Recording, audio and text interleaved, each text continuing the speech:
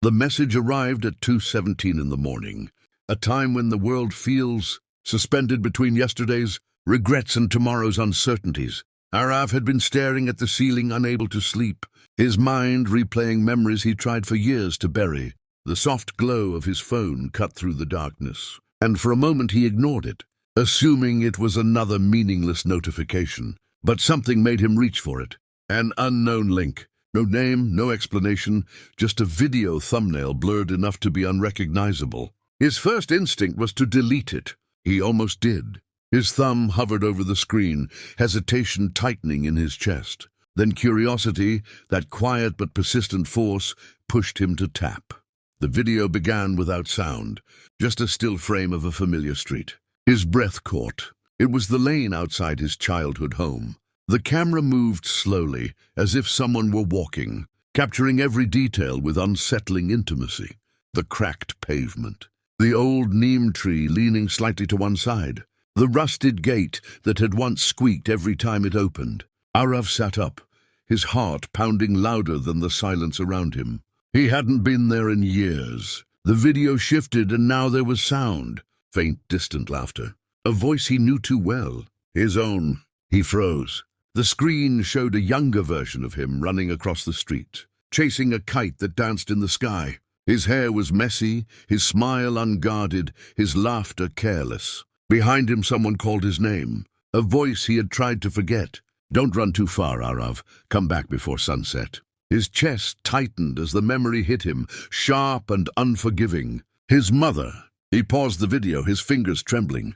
For a moment he couldn't breathe.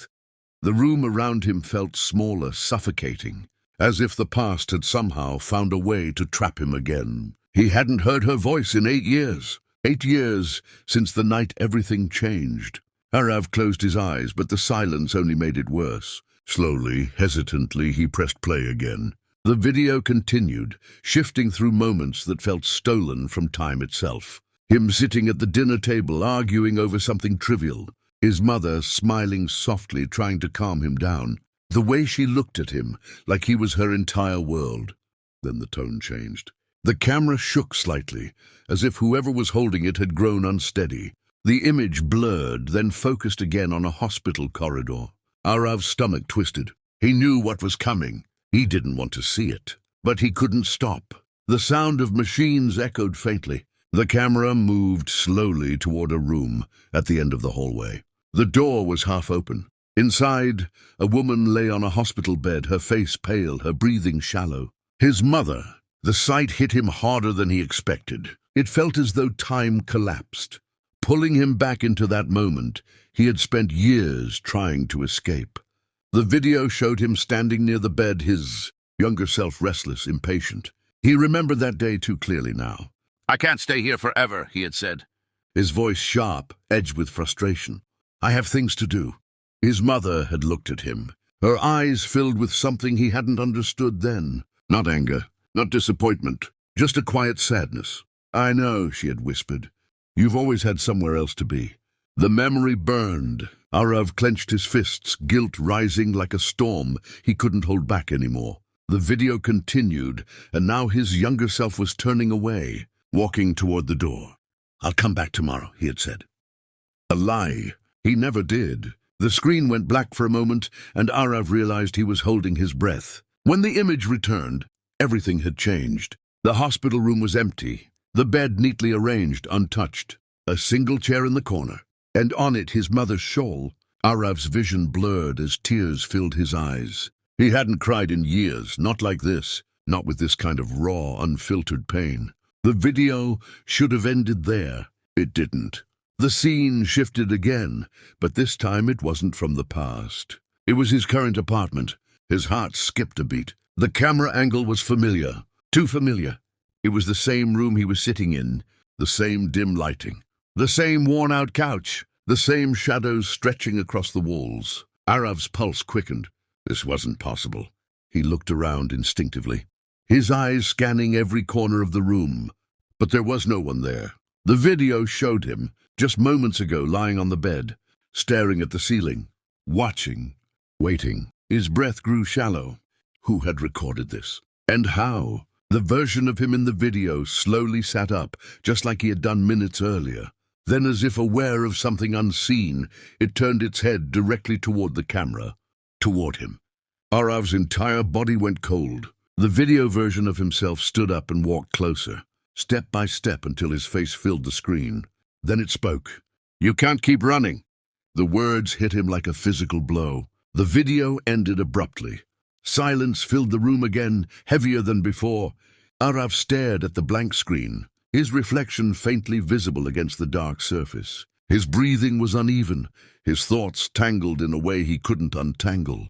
For years, he had convinced himself that moving on meant leaving everything behind, that forgetting was the only way to survive. But now the past had found him, and it wasn't letting go. The message wasn't just a video, it was a confrontation. A mirror. Aarav stood up slowly, his legs unsteady. The room felt different now, as if something had shifted, something irreversible. He walked toward the window, pushing the curtains aside. The world outside was quiet, the first hint of dawn beginning to color the sky. He hadn't been back home in 8 years. 8 years of avoiding the place, the memories, the guilt. But now, standing there, he realized something he had been too afraid to admit. He wasn't running from the past. He was running from himself. The decision came quietly, without drama, without hesitation. He grabbed his keys. The drive felt longer than it actually was. Every mile carried a weight of memories he could no longer ignore. His hands gripped the steering wheel tightly, his mind replaying fragments of a life he had abandoned. When he finally reached the old house, the sun had just begun to rise. It looked smaller than he remembered. The gate was still there, rusted and stubborn. The neem tree still leaned slightly to one side. Time had moved on, but somehow everything remained the same. Aarav stepped out of the car, his heart pounding in a way that felt both terrifying and necessary. He walked toward the door, each step heavier than the last. For a moment he hesitated, then he pushed it open. The air inside was still, filled with the faint scent of something familiar, something that felt like home and loss intertwined. He moved slowly through the house, his fingers brushing against walls that held echoes of a life he had once lived. The living room, the kitchen, the hallway. Every corner whispered something he had tried to forget. Finally, he reached her room. The door was slightly open, just like in the video. His chest tightened as he stepped inside. It was untouched. The bed neatly arranged, the same chair in the corner, and on it her shawl. Aarav walked toward it, his hands trembling as he picked it up. The fabric was soft, worn with time, carrying a faint scent that brought everything rushing back. He sank onto the chair, the weight of years crashing down on him all at once. "I'm sorry," he whispered, his voice breaking. The words felt small, insignificant compared to everything he had left unsaid, but they were real. For the first time in years, he allowed himself to feel it all. The regret, the guilt, the love he had buried beneath layers of avoidance. Tears fell freely now, unrestrained, as if they had been waiting for this moment. And in that quiet room something shifted. Not the past, that would always remain unchanged, but something inside him. For years, he had carried the weight of that final goodbye, of the words he never said, of the love he never fully expressed. But now, sitting there, holding on to a piece of her, he understood something he hadn't before. Moving on didn't mean forgetting. It meant accepting. It meant carrying the love forward instead of running from the pain. Aarav wiped his tears slowly, his breathing steadying. The house no longer felt suffocating. It felt like closure.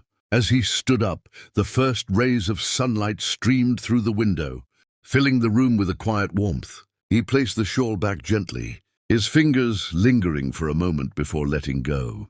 "I'll stay this time," he said softly, not to the empty room, but to himself. And for the first time in years he meant it.